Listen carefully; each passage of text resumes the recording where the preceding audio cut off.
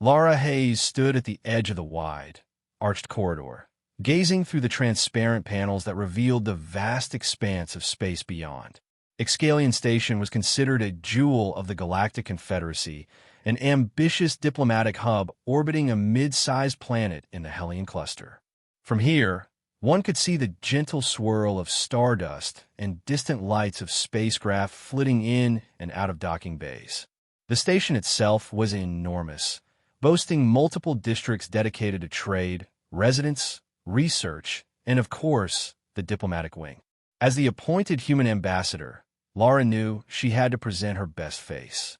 She straightened her uniform, took a measured breath, and began walking toward the central council chamber. Long before humanity joined the Confederacy, its various species had established a labyrinth of treaties and protocols for nearly every conceivable scenario. Millennia of interspecies cooperation had created a deep tradition of negotiation and compromise. Humans, newcomers by most standards, had spent just a few short decades learning these regulations. Yet they brought their own formidable experiences to the table, honed from centuries of internal conflict on Earth and beyond. Laura herself had served in multiple crises, some involving planetary insurrections, others involving pirates who threatened newly settled colonies. Through it all, she had adhered to a principle that seemed unshakable. Humans did not negotiate with terrorists. Her posture and calm eyes betrayed nothing of the tension buzzing through her mind as she entered the grand chamber, a circular hall filled with representatives from dozens of worlds. Swarms of alien diplomats and aides moved about, exchanging hushed words, adjusting their floating display screens, or consulting digital translators. Laura greeted them politely, well aware that many regarded her kind as impulsive or even dangerously unpredictable. She noted the presence of Vurik, the Proxima representative, who offered a polite bow with his bioluminescent frills pulsating gently. Vurik was known for advocating peaceful resolutions at all costs. Beside him, standing rigid with a disciplined posture, was Commander Grixer of the Centauri Security Forces. Grixer's own world had contributed heavily to station security, and he wore a uniform of polished black plating. The commander offered a curt nod to Laura, a reflection of mutual respect but also quiet skepticism. At the far side of the room stood Tanius, the council leader of the Riel Protective Alliance, a tall, pale-skinned figure wearing an ornate headdress. Tanius's people held centuries of diplomatic tradition in high esteem, priding themselves on never resorting to violence.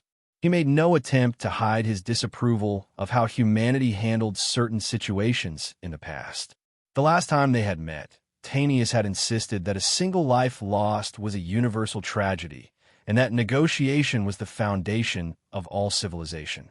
Laura had calmly replied that she agreed about the tragedy of lost lives, but not about how one should handle terrorists intent on causing them. Before she could dwell further on that old conversation, an alarm blared through the speakers, accompanied by flashing red lights running along the edges of the tall chamber. Conversations halted. Every head or equivalent alien appendage turned toward the overhead displays. A mechanical voice announced a security breach in the station's eastern wing. The council chamber erupted into confusion. Vurik's frills blazed with fear, Grixer's eyes widened, and Tanius took an involuntary step back. Immediately, people whispered questions. Was there an accident, or was this some kind of attack? Moments later, the station's public address system confirmed everyone's worst fears. A group identifying themselves as the Ashran Shadows claimed to have seized a portion of the eastern wing, where diplomatic offices and living quarters were located. They declared they held multiple hostages, including members of various delegations.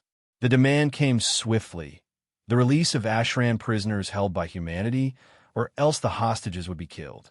The voice delivering the message was electronically distorted, but the intent was unmistakable. When a message ended, a tension-filled hush gripped the Grand Hall. Commander Grixer spoke first, through an earpiece connected to his security detail. He swiveled and addressed the entire assembly. Reports confirm that a group of roughly 15 armed individuals has barricaded itself in the Eastern Wing. They are holding over 24 hostages, including at least 2 from the Human Embassy, 1 from Proxima, and 3 from the Riel delegation. We're trying to establish negotiations. He paused as though the very notion of negotiations felt hollow, but it was what protocol dictated. Tanius exhaled in relief at hearing negotiations would happen immediately, while Vurik's frills pulsated with anxious approval. But Lara's expression hardened. She stepped forward, her words quiet but resolute, cutting through the confusion. Humans do not negotiate with terrorists, especially not when they're holding our people. Several heads snapped in her direction. Commander Grixer, arms folded across his chest, locked eyes with her. With all due respect, Ambassador, we have multiple hostages, not just humans. If we fail to communicate with these criminals, they could start executing innocents. Tanius nodded vigorously, glancing at Lara as though she were an unruly student. We must find a peaceful resolution. This station is a symbol of the Confederacy's unity, not a battleground for violent tactics. We cannot allow a bloodbath. Despite the immediate pushback, Lara maintained a calm tone. Commander, I understand the urgency. I also understand that any concession to terrorists only emboldens them to continue. My government stands firm on this.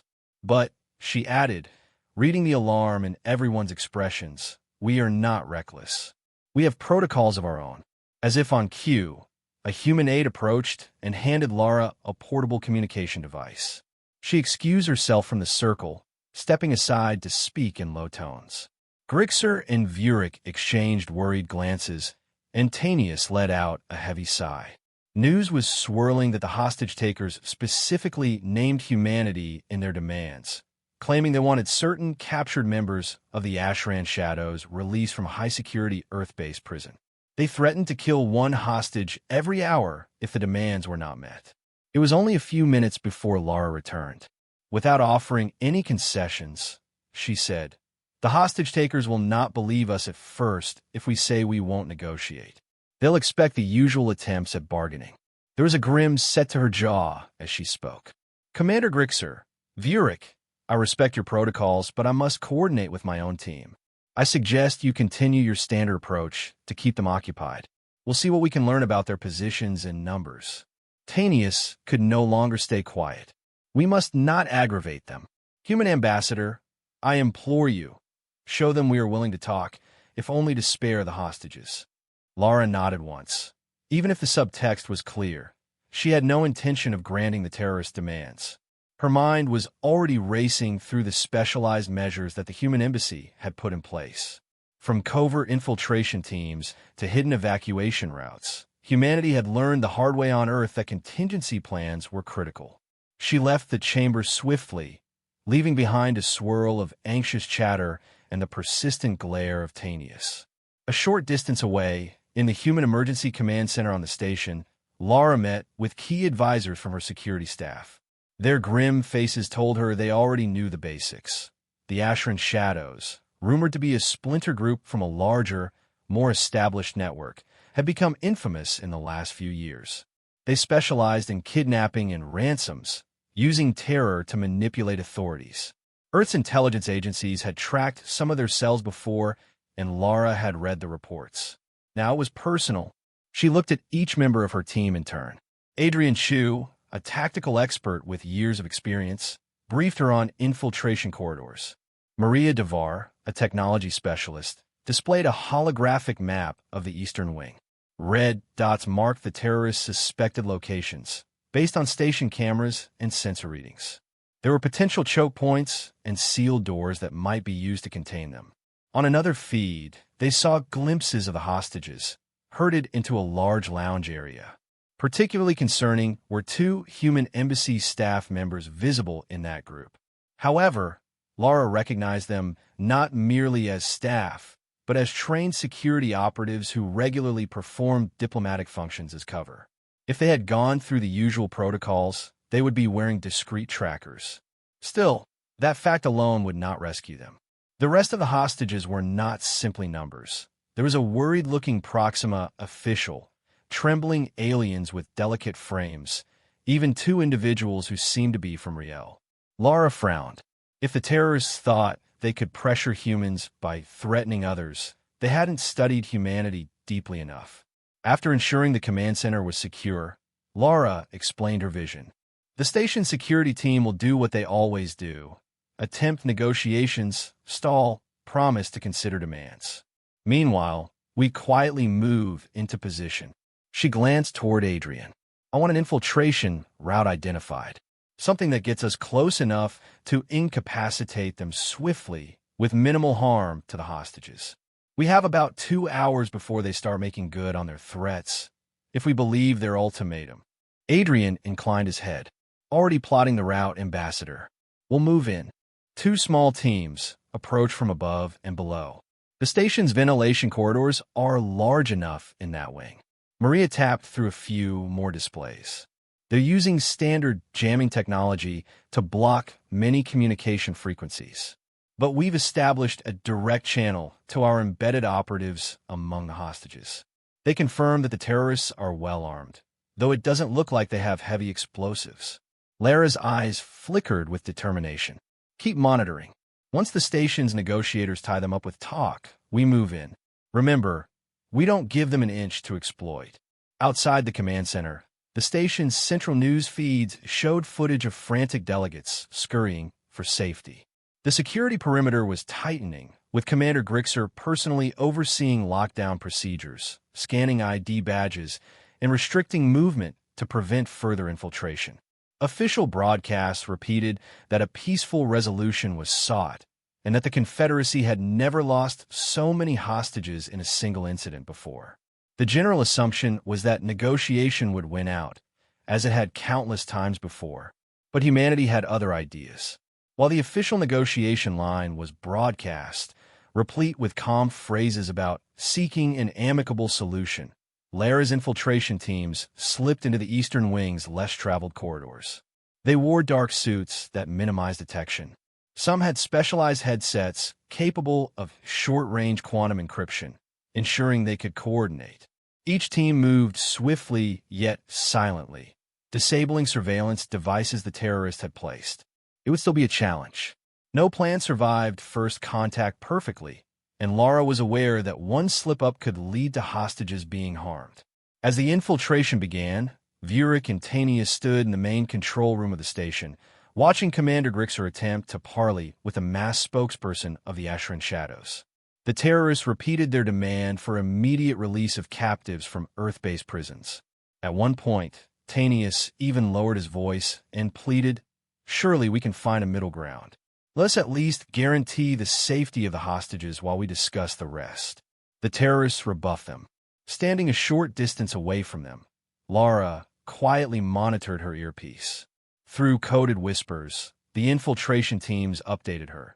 They had located the lounge with the hostages, discovered about 15 to 17 armed individuals scattered across hallways and rooms, and identified a central control kiosk for which the terrorists directed local security lockdowns. Everything was going according to plan, though the tension was palpable in every breath. Suddenly, a new message crackled over the station's general frequency. The terrorists announced they would make an example if they sensed stalling. In the corner of the main control room, Grixer shot Lara a worried look. Tanius was wide-eyed, his features contorted. "They'll kill someone," he whispered. "We have to give them something." Lara responded firmly. "If you do, you won't just lose one hostage. You'll lose many more in the future. They'll know fear works." She turned away from Tanius, focusing on the infiltration updates. The moment had come. She relayed a single word: proceed. In near unison, the 2 infiltration teams advanced. They disabled the terrorist jamming devices in one corridor, used gas grenades that emitted a non-lethal substance to disorient a cluster of armed guards in another. The idea was to subdue as many as possible with minimal gunfire.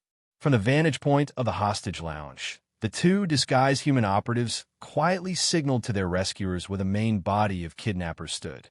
Within seconds, the lounge erupted into confusion. Alarms shrieked, lights flickered. Gunshots, a few sharp bursts.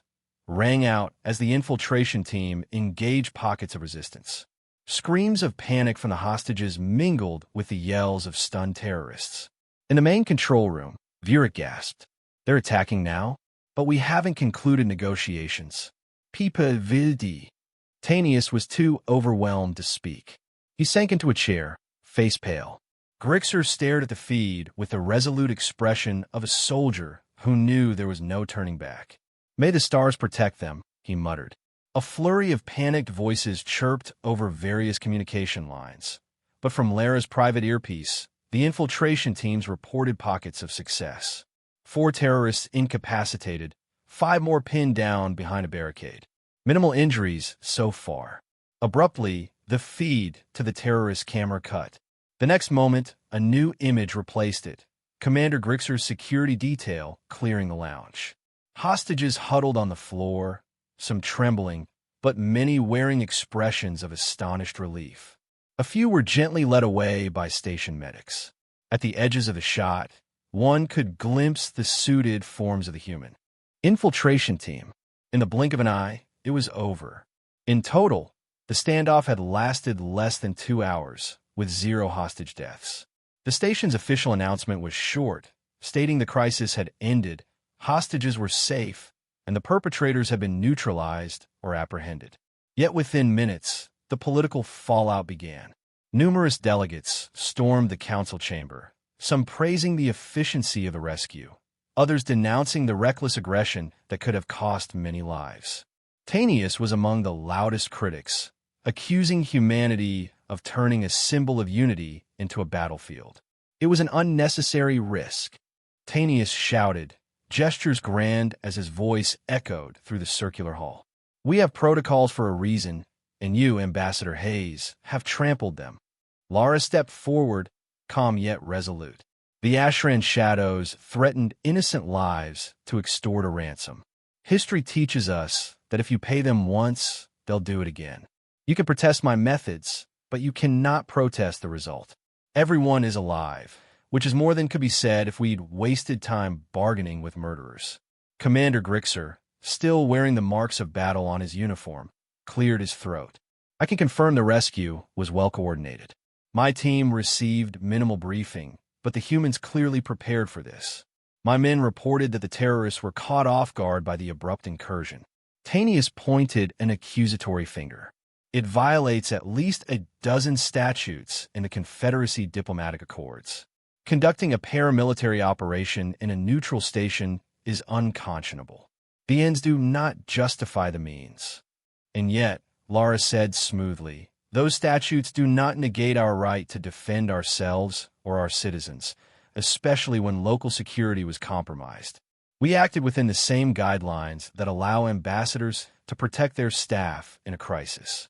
The difference is that we actually had a plan." The chamber seethed with tension. Vurik attempted to mediate, admitting that while the operation was abrupt, it saved hostages. Still, he insisted that cautionary measures should be taken next time. The argument surged back and forth. Delegates from species that had frequently suffered terrorist attacks nodded thoughtfully at the success. Others, especially Tanius's circle, balked at how brutal they perceived the operation to be. Meanwhile, the media networks across the station broadcast interviews with survivors. Images of wide-eyed, weary hostages circulated, praising how they were saved before any of them were harmed. Yet those same reports repeated criticisms of humanity's unnecessarily aggressive approach, stirring controversy. Some called it barbaric, others called it heroic. In just a few hours, the entire Confederacy found itself debating humanity's stance on terrorism, a stance that was shockingly simple. They refused to negotiate at any cost. Late that night, Lara retreated to the human embassy section of the station, a series of connected rooms and corridors that had been quietly designed with advanced protective measures. Inside a secure briefing room, she met with her team. Adrian Chu gave a final rundown of the casualty report. All terrorists had been subdued, 8 dead, the rest unconscious or wounded, and no hostages were seriously harmed. Some had minor injuries from panic and scuffles. Lara let out a long breath of relief. "Good work. Now we must prepare for the next wave of trouble. Tanius will push for a formal hearing. The Confederacy might threaten sanctions. It won't be the last time we face this argument. Maria DeVar scrolled through data screens. There's another concern. Intel suggests the Ashran Shadows might have more cells. We capture enough of them to glean leads on their funding. Some of that funding might trace back to sources with ties to the Confederacy itself. Lara's mouth pressed into a thin line. It was a sobering realization that some powerful factions might be secretly bankrolling terrorists, hoping to destabilize the Confederacy from within. We'll compile all evidence. If they think they can manipulate us by kidnapping or violence, they're in for a rude awakening. Early the next day, an emergency council session convened in the station's largest hall. Over 100 delegates attended, physically or via holographic presence. Lara stood in the center, wearing a subdued but formal uniform. Lights highlighted the dais as Tanius presided over the meeting with solemn gravity. The atmosphere felt like a trial with humanity in the spotlight. Tanius's voice resonated across the chamber. Ambassador Hayes, you stand before this council to answer for your actions. Yesterday, your infiltration teams conducted a military operation in a neutral zone, placing hundreds of innocents at risk.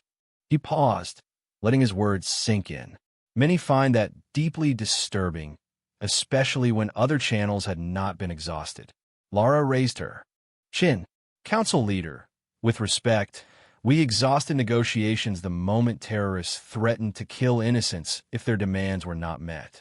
While the Confederacy's typical approach might be to keep bargaining indefinitely, humanity has learned that leads to more kidnappings, more deaths. We aim to end that cycle. Various murmurs echoed.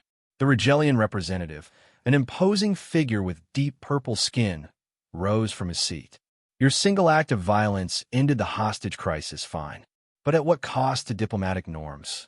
Some of us are prepared to withdraw from certain committees if this is permitted to continue unchecked. That was a veiled threat of fracturing alliances. For a moment, Lara considered how quickly stability could crumble under the pressure of ideological conflict. She responded, diplomatic norms exist to protect, but these criminals only exploit your willingness to negotiate. You ask what the cost is? Let me ask you in return. How many times have terrorists succeeded in the past century because they knew they could extort concessions? A hush followed. Tanius drummed his slender fingers on the dais. Ambassador, your methods will sow fear. Are we to become a confederacy governed by fear? Lara calmly replied, fear is not our goal. Clarity is. We make it clear to any group that tries to hold hostages. They will gain nothing. They will face overwhelming force. It ends the threat without inviting more. And no, we do not seek to impose violence at every turn. Our first move was to evacuate or protect hostages, gather intel, then strike precisely. Commander Grixer stood to offer testimony. He described how the humans had worked with station security to minimize casualties. He admitted that if negotiations had continued longer, the terrorists might have escalated. I was skeptical, he concluded, but it worked. None of us want conflict, yet it seems the Ashran Shadows never intended real negotiation. They wanted capitulation. Murmuring rose again, this time tinged with a new current, curiosity or perhaps grudging respect. Tanius, however, remained unconvinced. He stood to declare that until further investigation, humanity's approach should be censured. But just as he was about to call for an official motion, a news bulletin flickered on a large central holo display. A worried station official relayed urgent intelligence. Remnants of the Ashran Shadows had gained access to a derelict munitions depot on the outer ring of the station. This depot, though decommissioned, housed a stockpile of old nuclear and antimatter warheads once stored for study. The immediate fear was that the group planned to detonate these weapons, destroying not only Excalion Station, but possibly polluting the entire Hellion cluster with radiation. Panic seized the hall. Delegates jumped up from their seats, shouting for calm or clinging to neighbors. The possibility of such a catastrophic explosion was unthinkable. Tanius ordered all members to remain in the chamber for safety, while Grixer scrambled his security forces. In that moment, the council forgot about censuring humanity. They were too busy confronting imminent annihilation. Lara moved swiftly, conferring with her security advisors. She pulled Grixer aside, speaking in a low, urgent voice. "Your men know the station better than mine, so we need you to help us seal off access points to that depot. We'll coordinate from the command center, but I want direct lines to your best squads." Grixer, tension etched across his features, nodded. Tanius lingered, his expression torn between fear and distrust. "Ambassador, can you handle this without turning the station into a war zone again?" With unflinching resolve, Lara answered, "These are not people you can placate. They aim to obliterate the station, not negotiate. Either we stop them decisively, or we watch the station burn. The choice is clear." It took precious minutes to organize a large-scale response. This time, the infiltration required a multi-pronged approach. Station security locked down hallways leading to the old depot. Human specialists studied the centuries-old safety protocols that had been left in semi-mothballed mode. Meanwhile, intelligence from the captured terrorists revealed that the Ashran Shadows had a fallback plan. If they couldn't force humanity's hand with hostages, they would simply inflict maximum destruction. This was a final statement of chaos. In a flurry of prepared movements, squads from multiple species joined forces, though it was the humans directing the strategy. Adrian Chu emerged once more with an updated map. Maria Devar coordinated real-time sensor sweeps, guiding squads to potential entry routes. Teams advanced in sealed suits, anticipating radiation or other hazards. Time was short. The terrorists might detonate the warheads at any second.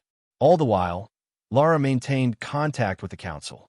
She could sense Tanius's reluctance, but he had few options.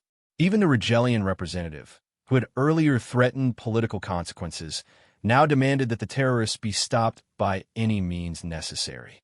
There was no talk of negotiation. The bombs left no room for compromise. Deeper into the station's labyrinthine storage decks, the infiltration squads encountered booby traps and automated turrets the Ashran Shadows had managed to activate.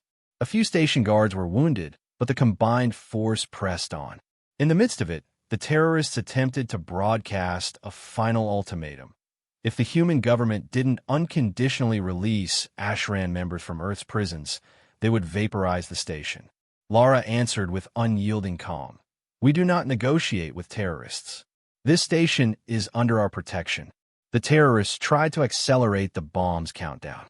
They operated from a central control post in the depot, aligning several warheads to detonate in chain reaction. Yet they had not counted on Earth's own grim expertise in dealing with nuclear threats. Humanity had faced crises like this in earlier centuries. Disarming rogue weapons had become a specialized skill. Adrian's squad used precision engineering to cut power lines and disrupt the final sequencing. They fended off fierce gunfire, and more security reinforcements poured in from the flank. The next moments were a swirl of adrenaline and chaos. Explosions of gunfire rattled the metal walkways. A few Ashran Shadows terrorists screamed oaths before being gunned down or forced to surrender. One or two tried to manually trigger a meltdown, but the infiltration teams had severed the command relays. The warheads were locked behind multiple layers of overrides, each one methodically deactivated by human specialists who had studied the station's old archives. At the center of it all, Lara calmly directed from a remote vantage point, coordinating squads, reading status updates. The entire ordeal lasted less than an hour, yet it felt like an eternity to those who awaited the outcome in the council chamber. When a final notification came, bombs are secure, terrorists subdued, the collective sigh of relief across the station was almost palpable. Grixer himself called Lara to confirm the threat was over. "We have them in custody," he said, voice still shaking.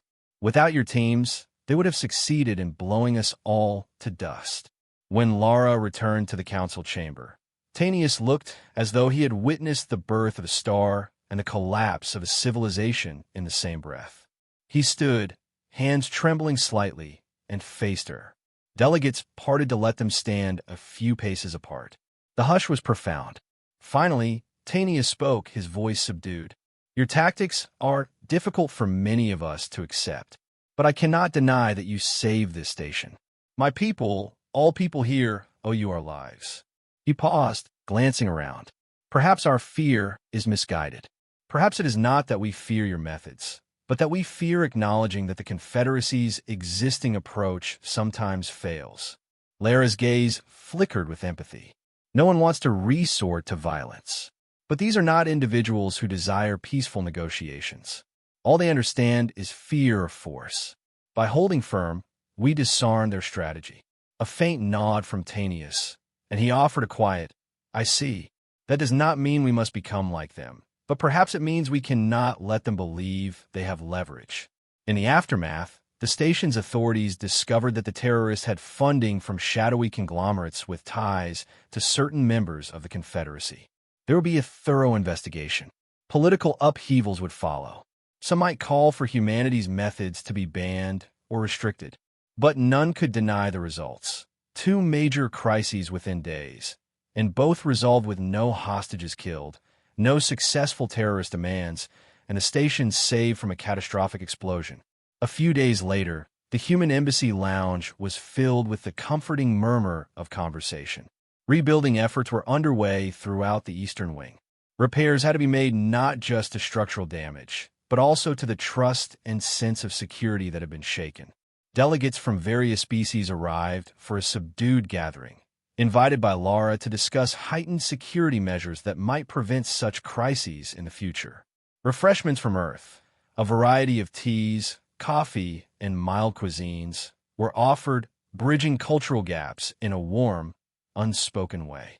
Commander Grixer, standing with a mug of coffee he still found bitter, couldn't help but chuckle softly. It's odd to be in your embassy again after the chaos. Lara nodded. We all prefer a peaceful setting, but we're also prepared for the worst. That's the difference. Vurik approached them, frills glowing softly in greeting. Ambassador, I was skeptical, yet you truly saved my colleague's life. He was one of the hostages. He told me if you had delayed much longer, the terrorists might have executed him first.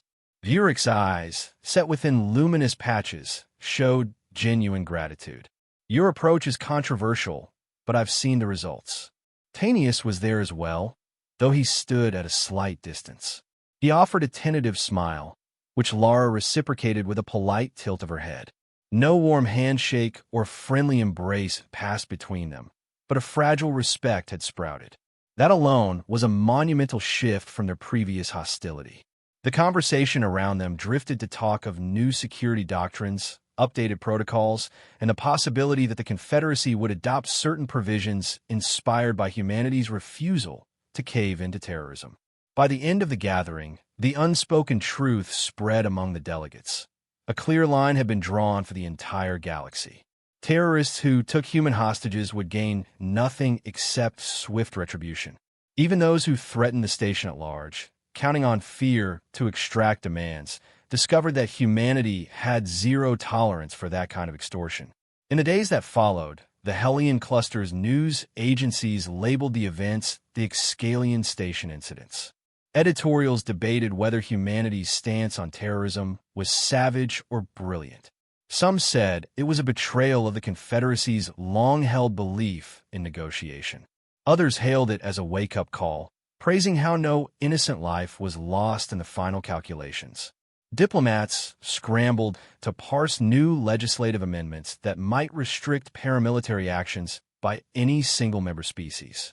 Meanwhile, entire networks of criminals and fringe groups quietly took note that their old playbook, kidnap, threaten, demand, would be worthless against humans.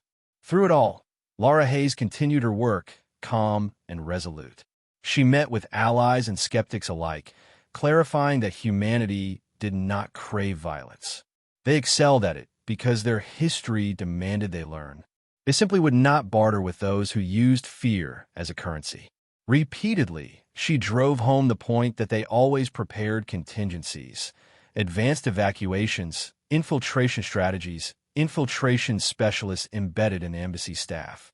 Every angle was covered, leaving terrorists no leverage. Months later, Excalion Station fully recovered from the damage.